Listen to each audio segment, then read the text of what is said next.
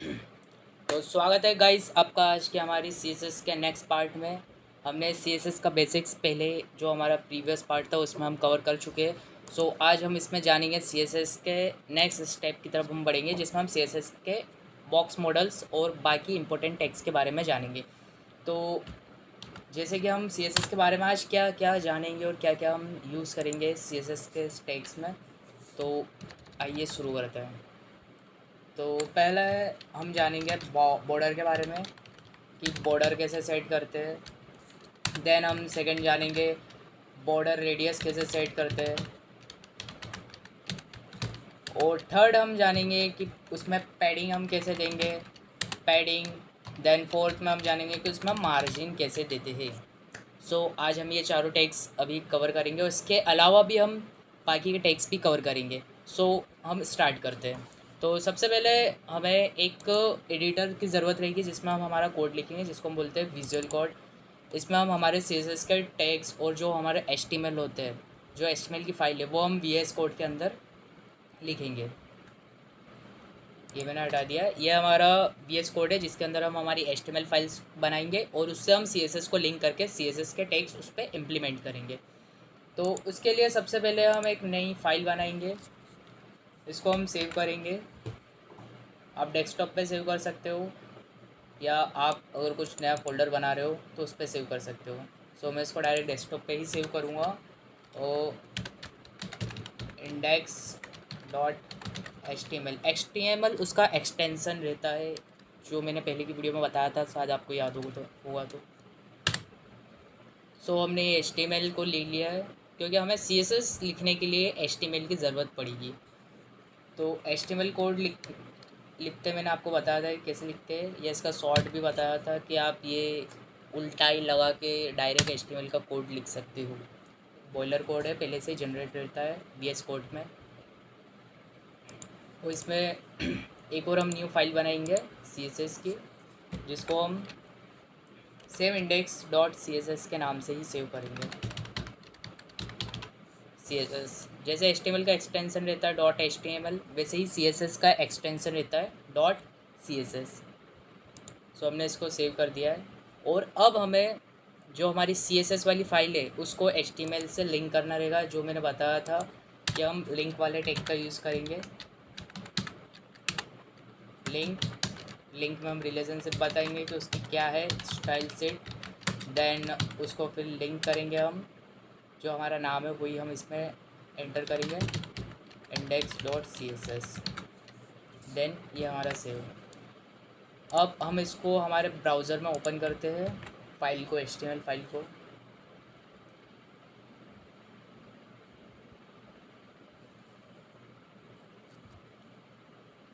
मैंने control F1 से इसको डायरेक्ट ओपन करा है। जैसे आप देख सकते हो कि अब हमारा ब्राउज़र ब्लैंक है, इस पर हमने कुछ भी नहीं लिखा, इसलिए पूरा ब्लैंक आ रहा है। अगर मैं यहाँ पर एक क्लास बनाऊँ बॉक्स नाम से मैंने एक क्लास बना दी, जिसके अंदर मैंने प्रिंट करा दिया, सपोज़ मेरा नाम ही मैंने इसमें प्रिंट करा दिया प्रथम। देन इसको मैंने सेव करा और अब मैं अपने ब्राउज़र पे जाऊँगा और इसको रिफ्रेश करता हूँ, तो आप देख सकते हो यहाँ पर प्रथम लिखा हुआ आ गया है। इसको थोड़ा जूम कर लेते हैं। ये आप देख सकते हो यहाँ पर मेरा नाम आ गया है प्रथम। अब हम इसको इंस्पेक्ट करेंगे। इंस्पेक्ट पे अपन चले गए, तो ये हमारा एलिमेंट्स है। जैसे हमने एक डिव बनाया है, एक डिव के अंदर ये है मेरा नाम। सो आप इसमें देख सकते हो, इसको हम बड़ा कर लेते हैं। ये मेरा डिव है ना, और डिव के बाहर ये आप देख सकते हो पैडिंग है, देन बॉर्डर, उसके बाद मार्जिन। ये जो आपको ऑरेंज आ रहा है हाईलाइट होते हुए, ये हमारी मार्जिन है इस बॉक्स की, और उसके अंदर हमारी बॉर्डर है जो आपको अभी इनविजिबल है, दिख नहीं रही है। उसके बाद इसमें पैडिंग आ गई है, जो आप देख सकते हो हल्की सी लाइन आएगी। मैं यहाँ आऊँगा तो ये देखो एक ग्रे कलर की बिल्कुल हल्की सी लाइन आ रही है, इसकी पैडिंग है। और इसके बीच सेंटर में हमारा मेन जो आइटम है वो है। सो हम ऐसा करते हैं, हम इसको पहले एक बॉर्डर देते हैं तो आपको क्लियर विजिबल होगा। तो बॉर्डर देने के लिए हम पहले इसका यूज़ करेंगे। हम इसको क्लास के थ्रू भी एक्सेस कर सकते हैं और डायरेक्ट डिव टेग के भी थ्रू हम इसको एक्सेस कर सकते हैं। तो सबसे पहले हम इसको क्लास डालेंगे, इसमें बॉक्स डालने के बाद करली ब्रैकेट लगाया, देन हम इसमें बॉर्डर देंगे। मैं बॉर्डर टैग यूज़ कर रहा हूँ। बॉर्डर मेरे को इसको देनी है 1 पिक्सल सॉलिड ब्लैक। मैंने इसको बॉर्डर दे दी है 1 पिक्सल की सॉलिड ब्लैक। सो अब मैं अपने ब्राउज़र पे जाऊँगा, इसको रिफ्रेश करूँगा तो आप देख सकते हो कि इसमें एक बॉर्डर आ गई है। अब हम बॉर्डर पे जाएंगे तो आपको शो हो रही है हमारी बॉर्डर। अगर हम चाहें तो इसको छोटा बड़ा भी कर सकते हैं। यहाँ से 1 पिक्सल की जगह अगर 2 पिक्सल दूँगा मैं, इसको रिफ्रेश करूँगा तो आप देख सकते हो इसकी जो ब्रेथ है वो थोड़ी चौड़ी हो गई है। सो इससे हम बॉर्डर देख सकते हैं और हम बॉर्डर की रेडियस भी सेट कर सकते हैं। इससे आपको मैं दिखाता हूँ किस तरीके से। पहले आप देख सकते हैं कि इससे हम बॉर्डर देख सकते हैं, बॉर्डर को इम्प्लीमेंट कर सकते हैं। अब हम बॉर्डर की इसमें रेडियस सेट करते हैं। रेडियस मतलब जो इसकी जो ये कॉर्नर्स है ना, कॉर्नर्स जो आपको ये नज़र आ रहे होंगे, इसको हम सेट कर सकते हैं। कैसे, आइए। तो हम बॉर्डर सेम वही, पहले बॉर्डर टाइप करा, उसके बाद फिर रेडियस टाइप करा। देन हमें कितनी उसको पिक्सल्स की रेडियस देनी है, 10 पिक्सल्स की। हम इसको दो यूनिट में दे सकते हैं, एक परसेंटेज में दे सकते हैं, एक पिक्सल्स में दे सकते हैं। तो हम अभी पिक्सल्स में बात करेंगे। सो मुझे इसको देनी है 5 पिक्सल्स की रेडियस। इसको सेव कर दिया। 5 पिक्सल्स की मुझे इसको रेडियस देनी है। सो मैं अब इसको रिफ्रेश करूँगा तो आप देख सकते हो कि ये जो कोने की जो इसकी लाइन थी वो थोड़ी कर्व हो चुकी है। सो इससे हम इसको रेडियस दे सकते हैं। आप देख सकते हो इसमें हमने जो हमारी बॉर्डर है उसमें रेडियस दे दी है।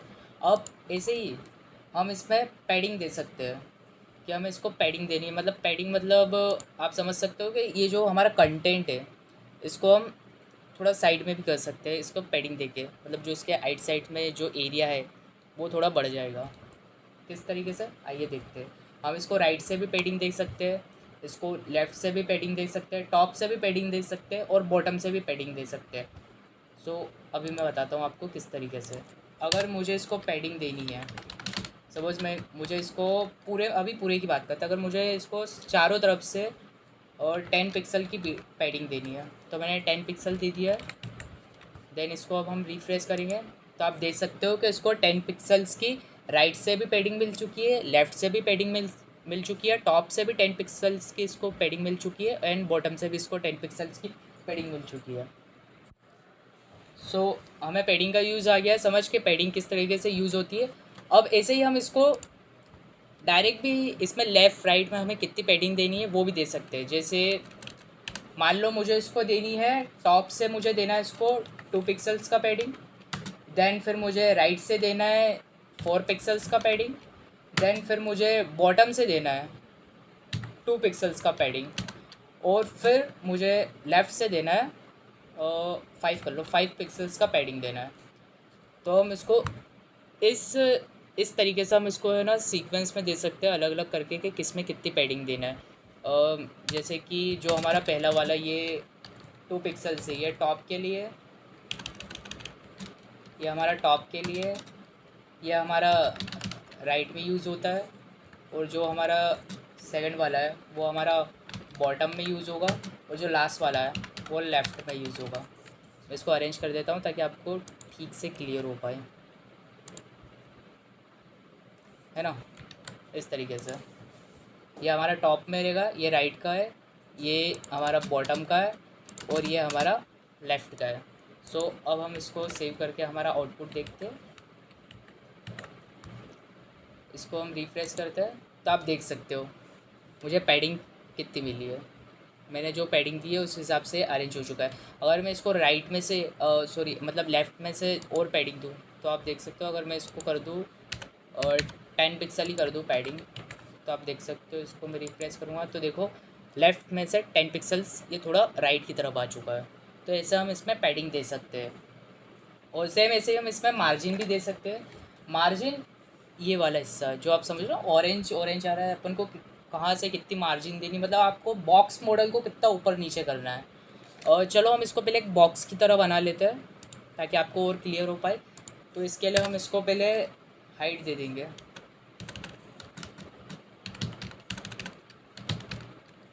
हाइट दे देते हैं हम इसको ऐसा करते हैं 50 पिक्सल्स की हाइट दे देते हैं और विड्थ भी इसको 50 पिक्सल्स की दे देते हैं, तो एक बॉक्स के शेप में आ जाएगा बनकर।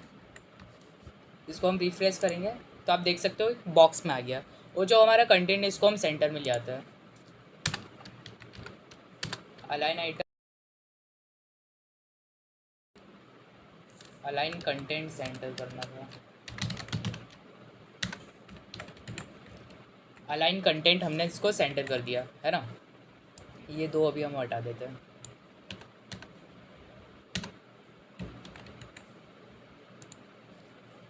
अब हम मार्जिन का यूज़ सीखेंगे कि मार्जिन कैसे यूज़ होती है। मार्जिन भी हमारी पैडिंग की तरह ही यूज़ होगी, जैसे हमने पैडिंग दी थी वैसे ही हम मार्जिन भी दे सकते हैं। सो मुझे इसको, मान लो मुझे इसको टॉप से मार्जिन देनी है, टॉप से मुझे इसको 10 पिक्सल्स नीचे लाना है, मतलब ये जो हिस्सा आ रहा है ये मुझे 10 पिक्सल्स नीचे लाना है ऊपर से, तो इसको हम मार्जिन देंगे। मार्जिन मुझे इसको टॉप से देनी है 10 पिक्सल्स। 10 पिक्सल्स मैंने इसको मार्जिन दी। अब मैं इसको रिफ्रेश करूँगा तो आप देख सकते हो कि 10 पिक्सल्स नीचे आ गया ये। और ऐसा ही सेम हम इसको लेफ़्ट से भी कर सकते हैं, और मुझे इसको मार्जिन देनी है लेफ़्ट से। लेफ़्ट से मुझे इसको 20 पिक्सल्स राइट की तरफ शिफ्ट करना है। तो अगर अब मैं इसको रिफ्रेश करूँगा तो आप देख सकते हो लेफ़्ट से राइट की तरफ शिफ्ट हो चुका है। तो ऐसे हम इसको मार्जिन दे सकते हैं। और अगर मैं इसको टॉप लेफ़्ट यूज़ ना करूँ, है ना, और मैं इसको डायरेक्ट मार्जिन दूँ, और मैं इसको सपोज़ कर लो ये जैसे अभी सेव कर लिया, ये इसके ओरिजिनल फॉर्म में आ गया जैसा था। अब मैं इसको डायरेक्ट मार्जिन दूँगा। इसको मैं मार्जिन दे देता हूँ 20 पिक्सल। 20 पिक्सल्स की मैंने इसको मार्जिन दे दी है। सो अब हम इसका आउटपुट देखेंगे तो आप देखना कि इसको चारों तरफ से 20 पिक्सल्स की मार्जिन मिल जाएगी। तो मैंने इसको रिफ्रेश करा है तो आप देख सकते हो इसको ऊपर से भी मार्जिन मिली है और नीचे से भी 20 पिक्सल्स की मार्जिन मिली है, लेफ़्ट से भी एंड राइट से भी। और एक और तरीका है इसको लिखने का, जैसे ये मैंने बता दिया आपको, दो तरीके तो बता दिए मार्जिन को कैसे लिखते हैं। ऐसा ही आप सेम पैडिंग में भी कर सकते हो। पैडिंग को भी आप इस तरीके से लिख सकते हो कि पैडिंग आपको टॉप से देनी है, लेफ़्ट से देनी है। और जैसे हमने पैडिंग को ये दिया था, पैडिंग दी थी हमने हमारे बॉक्स को, ऐसा ही सेम हम मार्जिन को भी दे सकते हैं। सो इसको हम पहले कॉपी पेस्ट कर लेते हैं। ये हमने कॉपी कर लिया, इसको यहाँ पर पेस्ट कर लेते हैं, और पैडिंग की जगह हम यहाँ पर टाइप कर देंगे मार्जिन, है ना। ये हमने मार्जिन दे दी है। और सेम वही है,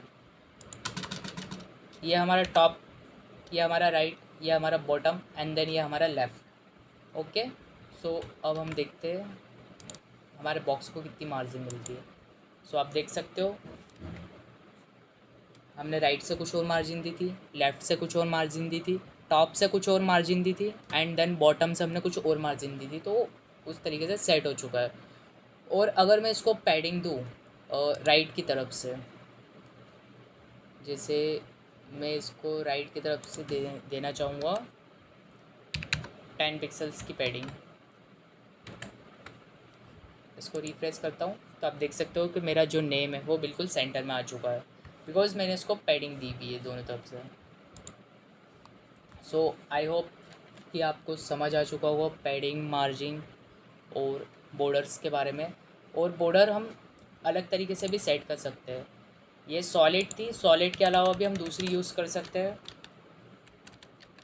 सॉलिड के अलावा हम डॉटेड यूज़ कर सकते हैं, डबल यूज़ कर सकते हैं। मान लो मुझे डॉटेड बॉर्डर यूज़ करनी है तो मैंने इसको डॉटेड बॉर्डर दी है, इसको सेव करा है कंट्रोल एस से, और हम इसको रिफ्रेश करते हैं तो आप देख सकते हो मेरे पास डॉटेड बॉर्डर आ चुकी है। और ऐसे ही हम इसको डबल भी कर सकते हैं। अगर मान लो मुझे इसको डबल करनी है, मैंने इसको डबल बॉर्डर दे दी, कंट्रोल एस से सेव करा, देन अब फिर मैं इसको रिफ्रेश करूँगा तो आप देख सकते हो डबल बॉर्डर आ चुकी है।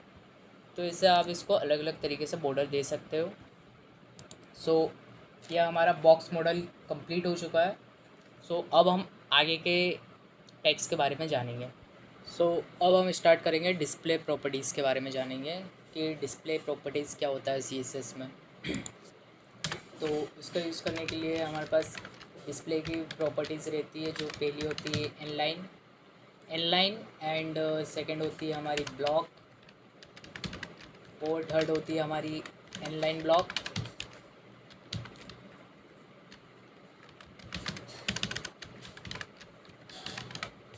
और बाद में देन फिर हमारी आती है नन।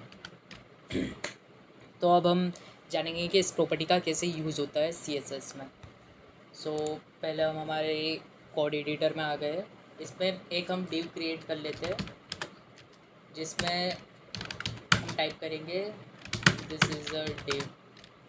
ओके, और इसको हम ओपन करते हैं हमारे ब्राउज़र में, Ctrl+F1। सो ये हमारा, आप देख सकते हो कि हमारा एक डिव क्रिएट हो गया जिसमें हमने लिखा है कि दिस इज़ अ डिव। सो हम इसको इंस्पेक्ट करते हैं। सो आप देख सकते हो कि अभी इसकी मार्जिन कितना ले रहा है डिव। और जैसे मैं अभी जाता हूँ डिव पर, ये आप देख सकते हो कि अभी पूरी विड्थ ले रहा है। ये डिव बाय डिफ़ॉल्ट ले रहा है पूरी विड्थ, हमने इसको डिफ़ाइन नहीं करी है, लेकिन ये बाय डिफ़ॉल्ट पूरी विड्थ ले रहा है। सो अगर हम चाहते हैं कि ये सिर्फ उतनी विड्थ ले जितने इसमें कंटेंट हो, तो उसके लिए हम यूज़ करेंगे हमारा डिस्प्ले इनलाइन। डिस्प्ले इनलाइन से ये होगा कि हमारे जो ये डिव बाय डिफ़ॉल्ट पूरी विड्थ ले रहा है, वो पूरी विड्थ नहीं लेगा, सिर्फ वो लेगा जितने उसके कंटेंट है उतनी विड्थ। जैसे आप देख सकते हो। तो करते हैं हम CSS में। तो सबसे पहले हमने डिव को लिया, डिव में हम डिस्प्ले प्रॉपर्टीज़ डालेंगे इनलाइन। अब इसको हम हमारे ब्राउज़र पे देखेंगे, इसको रिफ्रेश करते हैं, तो आप देख सकते हो कि अब ये उतनी विड्थ ले रहा है जितनी इसको चाहिए। पहले वो बाय डिफ़ॉल्ट पूरी ले रहा था, लेकिन अब सिर्फ उतनी ले रहा है जितनी उसका कंटेंट है। और इसको अच्छे से समझने के लिए हम इसको एक बैकग्राउंड कलर दे देते हैं, ताकि एक क्लियर समझ आ सके। बैकग्राउंड कलर हम इसको दे देते हैं रेड। इसको रिफ्रेश कर देते हैं, तो आप देख सकते हो कि अभी ये सिर्फ उतनी विड्थ ले रहा है जितनी इसको ज़रूरत है। अगर मान लो मैंने इसको इनलाइन प्रॉपर्टीज़ इसको हटा दी, सो अब देखना आप, इसको हम रिफ्रेश करेंगे तो आप देख सकते हो कि बाय डिफ़ॉल्ट पूरी विड्थ ले रहा है। तो ये यूज़ होता है हमारा इनलाइन का। जैसे एक बाय डिफ़ॉल्ट हमारी इनलाइन आती है HTML में, एक बटन टेक होगा, मैंने आपको बताया था HTML में। जैसे बटन मैंने इसको बना दिया क्लिक बटन बनाई मैंने। अब इसको रिफ्रेश करते तो आप देख सकते हो कि उतनी विड्थ ले रहा है जितने इसमें कंटेंट है ना। तो ये इसमें इनलाइन प्रॉपर्टी लगी हुई है बाय डिफ़ॉल्ट। हम चाहते हैं तो हम इसको, जैसा ये हमारा डिव ले रहा था बाय डिफ़ॉल्ट पूरी विड्थ, ऐसा हम इस बटन को भी बना सकते हैं। जैसे ब्लॉक एलिमेंट का यूज़ करके, जैसे हमारा इनलाइन से वो कह रहा था कि जितना कंटेंट है उतनी विड्थ ले रहा था, वैसे ही हम ब्लॉक से किसी को उतना, मतलब पहले जितनी विड्थ मिल रही थी उससे डबल दे सकते हैं, जैसा हमारा डिव कर रहा था। जैसे मैंने यहाँ पर गया CSS में, इसमें बटन टैग को टाइप करा और उसमें मैंने डिस्प्ले लगा दिया डिस्प्ले ब्लॉक लगा दिया मैंने। तो पहले बटन बाय डिफ़ॉल्ट जितना कंटेंट था उतने विड्थ ले रहा था। सो अब मैं इसको रिफ्रेश करूँगा। सो अब हम इसको देखते हैं कि कितनी विड्थ ले रहा है। तो आप देख सकते हो हमने इसको ब्लॉक करा है, तो ये देखो ये पूरी विड्थ ले रहा है। पहले वो कितनी ले रहा था, जितना उसका कंटेंट था उतना, लेकिन अब क्या पूरी विड्थ ले रहा है। तो ये हमारे यूज़ होता है ब्लॉक एलिमेंट का। जैसे अगर मैं इसको हटाऊँ यहाँ से और हमारा इसको इनलाइन कर दूँ डिव को, सो अब देखना, इसको रिफ्रेश करा तो ये इनलाइन हो गया, जितना इसका कंटेंट है उतनी वो विड्थ ले रहा है ना। और अगर इसको मैं वापस ब्लॉक करूँ, इसको इनलाइन की जगह मैं इसको ब्लॉक करूँ, इसको मैंने ब्लॉक कर दिया है, तो आप देख सकते हो। इसको मैं रिफ्रेश करूँगा तो आप देख सकते हो कि उसका नॉर्मल फॉर्म में आ गया है, क्योंकि मैंने इसको ब्लॉक कर दिया। तो ये बाय डिफ़ॉल्ट जितनी पूरी कवर कर रहा था विड्थ, वो वापस से लेने लग गया। तो ये हमारा यूज़ होता है इनलाइन का एंड ब्लॉक का। एंड थर्ड होता है हमारा inline block. Inline block similar रहता है इनलाइन की तरह ही, पर इनलाइन ब्लॉक में हम उसमें पैडिंग और मार्जिन भी दे सकते हैं। मतलब इसमें हम पैडिंग भी दे सकते हैं और मार्जिन भी दे सकते हैं। चलिए आपको इसका यूज़ बताते थे। पहले बटन को हटा देते हैं हम यहाँ से, जिससे मैंने इसको दे देता हूँ इनलाइन ब्लॉक।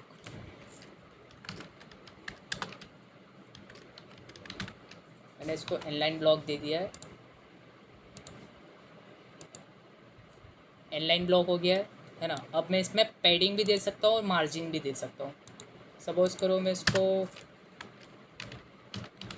मार्जिन दे रहा हूँ 20 पिक्सल्स के, उसके बाद पैडिंग दे रहा हूँ 10 पिक्सल्स का।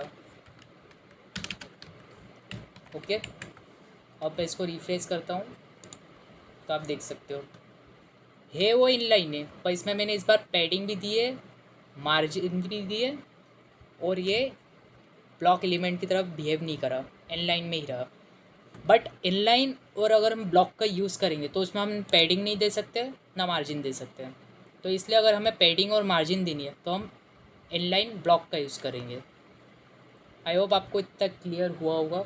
उसके बाद हमारा नेक्स्ट आता है टैग विजिबिलिटी।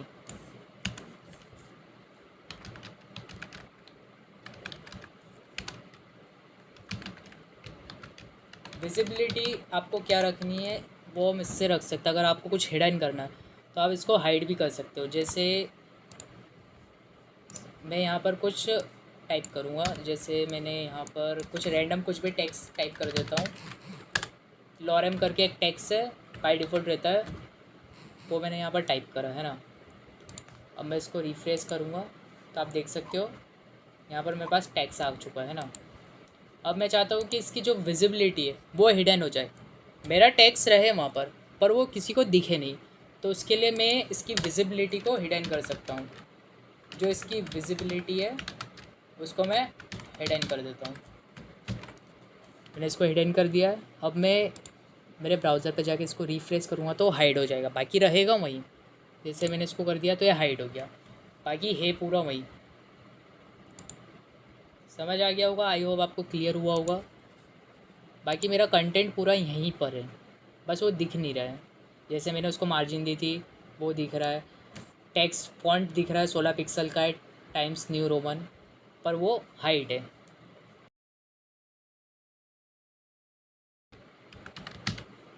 अगर मैं इसको विजिबल कर देता हूँ और इसको रिफ्रेश करूँगा तो वापस मेरा पूरा कंटेंट आ जाएगा। तो आई होप आपको विजिबिलिटी का भी समझ आया होगा, उसका किस तरीके से यूज़ होता है। सो अब हम हमारे नेक्स्ट टॉपिक की तरफ चलते हैं, जिसमें हम यूनिट्स जानेंगे सीएसएस की, कि क्या क्या यूनिट्स होती है। सीएसएस में 3 यूनिट होती है। पहली होती है हमारी परसेंटेज, दूसरी होती है ईएम, और तीसरा होता है रेम। परसेंटेज मतलब कैसे हमें यूनिट को देना है, परसेंटेज में देना है, पिक्सल्स में देना है, एम में जाना है और रेम में देना है, वो अपन पे डिपेंड करता है। तो जैसे अभी हम इसको पिक्सल्स में दे रहे थे है ना, तो चलिए हम करते हैं, पहले इसको हटा देते हैं। पूरे को फ्रेश कर दिया है, क्लियर। सो अब हम स्टार्ट करते हैं हमारे units and CSS. Units 3 type की होती है। पहली होती है हमारी परसेंटेज, और दूसरा होता है हमारा ईएम, और तीसरा होता है रेम। परसेंटेज मतलब हम किसी चीज़ को परसेंटेज में दे रहे हैं। जैसे सपोज़ करो मैंने यहाँ पर एक डिव बना दिया हेलो नेम का, है ना। अब मैं चाहता हूँ कि इसकी जो डिव है, डिव में जो हेलो है उसकी साइज़ इंक्रीज़ हो जाए। तो मैं फॉन्ट साइज़ डालूँगा, मुझे करना है इसको 10% बिग, है ना। तो इसको रिफ्रेश करता हूँ तो ये 10% बिग है, मतलब छोटा है 10%, में इसको बड़ा कर देते हैं, मतलब इसको कर देते हैं हम 100%। ओके, इसको रिफ्रेश करते हैं तो आप देख सकते हो परसेंटेज में कम हो रहा है। और ऐसा ही हमारा एक होता है पिक्सल्स, पिक्सल्स में ये बहुत ज़्यादा हो जाएगा। इसको रिफ्रेश करेंगे तो आप देख सकते हो पिक्सल्स में बहुत ज़्यादा बड़ा हो गया 100 में। ओके, और ऐसा ही एक हमारा होता है एम करके। एम फोर्ट साइज़ का पेरेंट रहता है। जैसे अगर मैं इसको कर दूँ 10 एम, तो आप इसका देख सकते हो डिफरेंस क्या आएगा। इसको रिफ्रेश करूँगा समझ गए होंगे आप इसका डिफरेंस, क्योंकि एम बहुत ज़्यादा हाइट इंक्रीज़ कर दी उसने 10 में। अगर इसका 100 देते तो फिर तो पूरा ही कवर कर लेगा। चलो एक बार ट्राई करते हैं। रिफ्रेश और सॉरी कंट्रोल एस से सेव, ब्राउज़र पे गए, रिफ्रेश करा, ओ माय गॉड पूरा ही हो गया कवर। सो आपको यूनिट का पता चल गया होगा कि परसेंटेज, पिक्सल्स और एम में कितना डिफरेंस रहता है। और ऐसा ही एक और होता है हमारा एम, रैम मतलब root, font size of the root elements. ये फ़ॉन्ट साइज़ रहता है रूट एलिमेंट्स का। जैसे अगर मैं इसको हटा के 10 रैम कर दूँ, REM रैम। सो अब हम इसको देखते हैं रिफ्रेश करके। रैम और एम लगभग इक्वल ही है। इसको 5 रैम करते थे।